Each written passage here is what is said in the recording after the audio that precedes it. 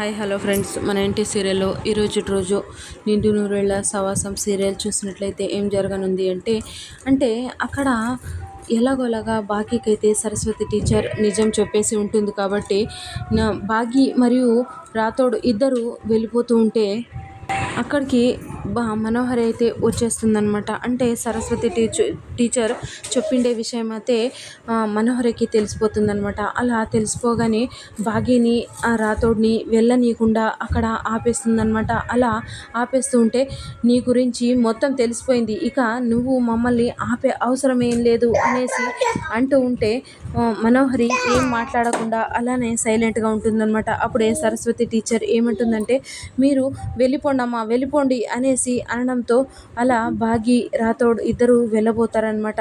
Madam మీరు ఇంకా miss అమ్మ, ఇంకా నువ్వు ఎందుకు చూస్తున్నావు, రా మనము తొందరగా వెళ్ళేసి అమర్ సార్కి ఇదంతా విషయం చెప్పేస్తాము అనేసి అనడంతో బాగీ అయితే వెళ్ళేసి కారులో కూర్చుంటుందన్నమాట. అలా రాథోడ్ అయితే తొందరగా కారు డ్రైవ్ చేస్తూ ఉంటే సడన్గా మనోహరి అయితే ముందుకు వచ్చేసి కార్కి అడ్డుగా నిలబడుతుందనమాట. అలా నిలబడగానే రాథోడ్ మరియు బాగీ ఏం చేయాలో అర్థం కాక అలానే చూస్తూ ఉంటారనమాట. అప్పుడే సరస్వతి టీచర్ అయితే వచ్చేసి ఏం చేస్తుందంటే మనోహరిని ఎలాగోలాగా పట్టుకొని తోసేస్తుందనమాట. అలా తోసేసరికి కింద పడిపోతుందనమాట. అలా కింద పడిపోగానే వీళ్ళిద్దరైతే కార్ తీసుకొని వెళ్ళిపోతారనమాట.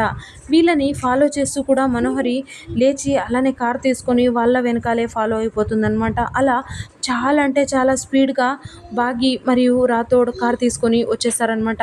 ఇక్కడ అమర్ ఇంట్లో ఏదో ఆలోచిస్తూ పేపర్ చదువుతూ ఉంటాడనమాట. అక్కడ బాగీ మరియు రాథోడ్ ఇద్దరు తొందరగా లోపలికి పరిగెత్తుతూ వచ్చేస్తారనమాట. అలా మనోహరి కూడా కార్ తీసుకొని తొందరగా ఇలానే బాగీ వాళ్ళ వెనకాలైతే తొందరగా వచ్చేస్తుందనమాట.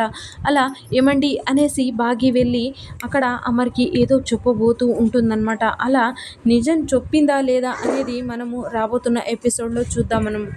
సో ఇది ఫ్రెండ్స్ ఇవాల్టి సీరియల్ సన్నివేశాలు. Please like, share, subscribe my channel and thank you for watching.